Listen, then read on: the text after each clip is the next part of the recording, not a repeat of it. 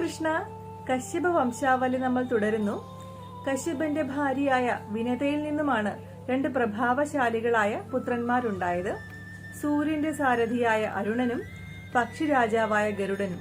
ഇനി മറ്റൊരു ഭാര്യയായ കദ്രുവിൽ നിന്നുമാണ് 1000 നാഗങ്ങൾ ഉണ്ടായത്.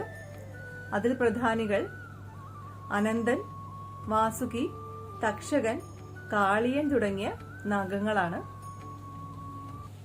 ഇനി മുനി എന്ന് പറയുന്ന ഒരു ഭാര്യയിൽ നിന്നും അപ്സരസുകൾ ഉണ്ടായി. രംഭ, മേനക തുടങ്ങിയ അപ്സരസുകൾ ഇതിൽ പ്രധാനികളാണ്.